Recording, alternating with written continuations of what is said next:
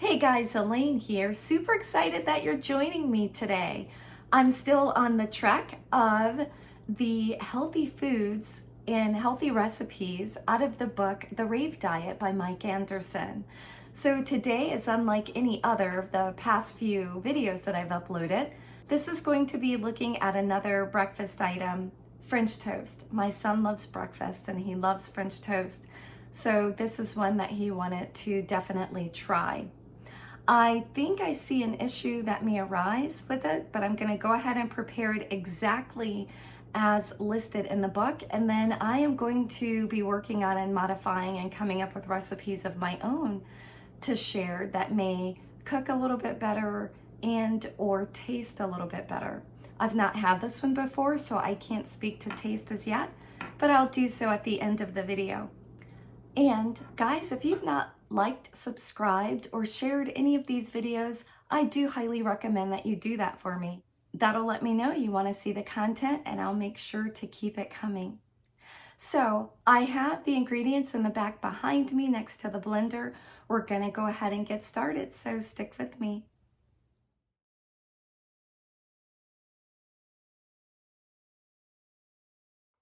So here we are at the blender. We're going to go ahead and get started. As you could see from the ingredient list, the recipe is super simple, very, very easy. So I have my blender here and we're going to go ahead and get started. The recipe calls for 2 bananas. So I have some very ripe bananas here that should be super easy to blend. So we're going to get those right into the blender. So with the 2 bananas, we're going to add 2/3 cup of water, 2 tablespoons of maple syrup, an 1/8 teaspoon of cinnamon. Very easy, right? And then we're going to go ahead and just blend this very smooth.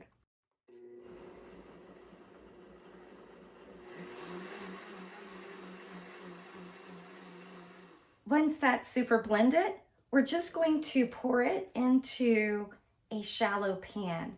And let's take a look at the pan. I may have been able to use a larger pan, like a 9x13, just because it's not as shallow maybe as they'd like it to be. It doesn't really tell you the size of the pan, just a shallow pan.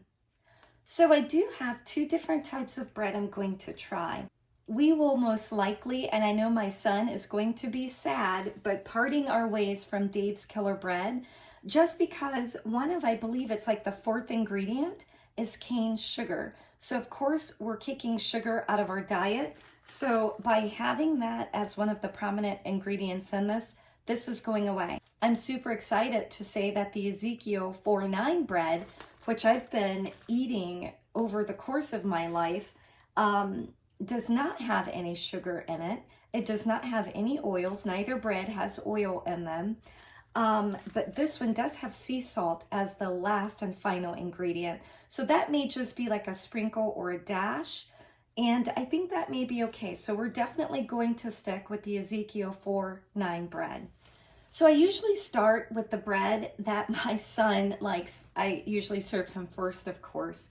So we're going to go with the Dave's Killer Bread. We're going to go ahead and stick that into our mixture. And it does read to allow it to sit for about a minute. So we're going to go ahead and get that started. Once that minute has ended, it suggests flipping it.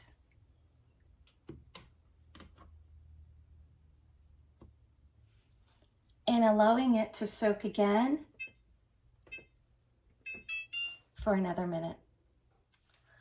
Once the minute is up, it says to carefully transfer it to the skillet. I turn the skillet on. It's not quite yet hot yet, but that's okay.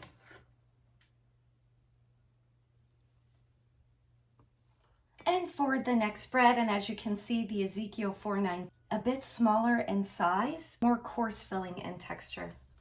The book reads, allow it to cook on the first side for about 3 minutes until golden brown. and to then flip.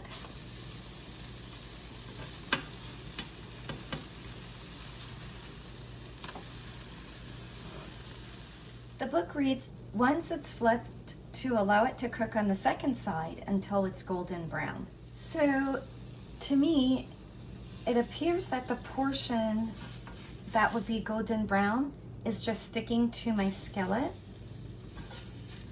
I'm gonna go ahead and remove these. It's a bit still very moist, so I think without any sort of, this is a non-stick skillet, I do think not having anything in the skillet to kind of help with the stickiness is not a great idea.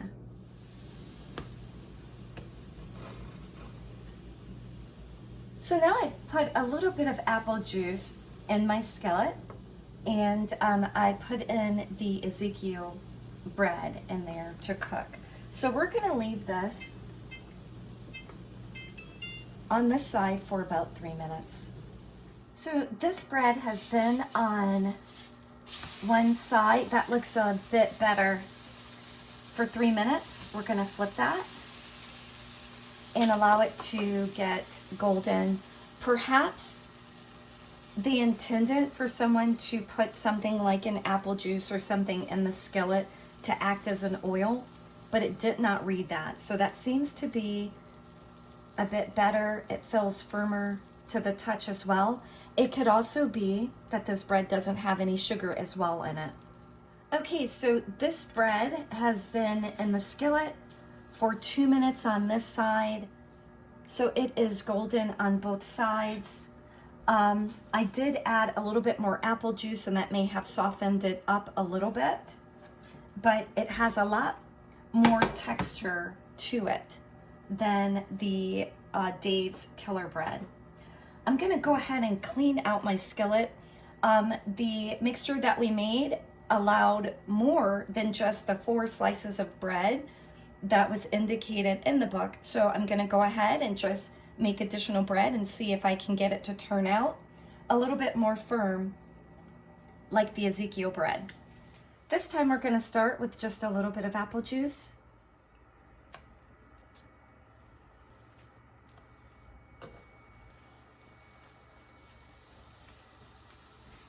So it's been cooking for 3 minutes on one side. Let's flip it.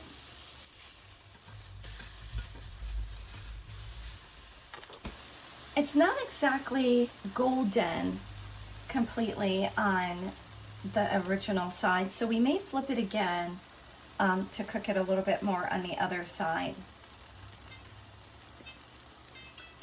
The Ezekiel 4-9 bread seemed to work good at an additional 2 minutes on the other side. We're gonna do that here. Again, it's a lot softer than the Ezekiel 4-9 bread. I'm thinking it's probably the ingredients in the bread that's causing that. And that ingredient is sugar so high up in the content of the bread. So the 2 minutes have passed. It does look golden on the other side, but well, seems like the golden portion stuck once again to the pan. The end piece seems to cook a little bit better. It's still a bit moist, so I'm gonna go ahead and turn that back over.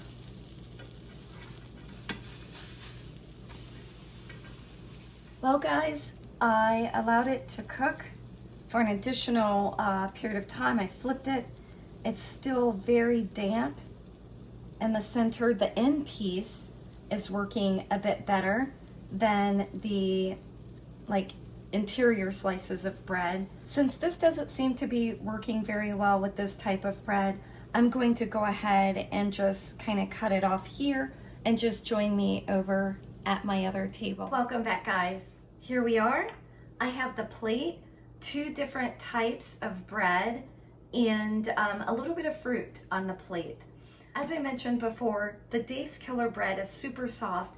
It doesn't exactly toast up like the Ezekiel 4-9 bread does. I'm really thinking most likely it's that high sugar content that's in it. I also tried with the original pieces that I made, placing them into the toaster oven, and I toasted it on both sides. And it looks not so pretty, but it's still super just like damp or moist. The other option that could be considered is perhaps not leaving it to soak for a minute on each side.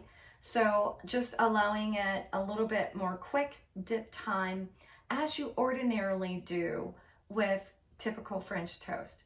That may assist it, but again, that sugar content I believe is doing that, in contrast to the Ezekiel 4:9 bread, which is a bit more firm to touch and feel as well as look of standard French toast.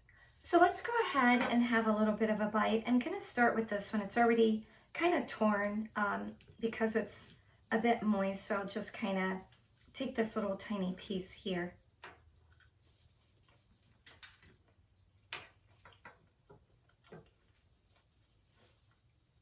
The recipe definitely, of course, is going to have a banana flavor. The banana is the primary ingredient in it. So you definitely do get pretty much the taste of like a banana type bread. Again, using the Dave's Killer brand, which I used to be a huge fan of Dave's. The texture is just not like that of French toast. So let's try the Ezekiel 4:9 version. So it definitely, number one, did keep its shape. It's firm.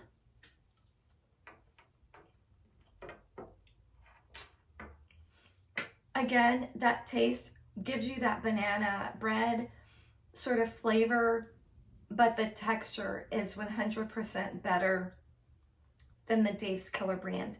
And personally, I think it also looks a lot better to have like your bread appear in its shape versus kind of looking molten or just melted or something. So I do think that this is a fairly good recipe. Definitely if you don't have another option and you want something like French toast. But as I keep trying out these recipes in the background, I am also trying different options and different ways of seasoning and flavoring things to see if I can make it a bit better.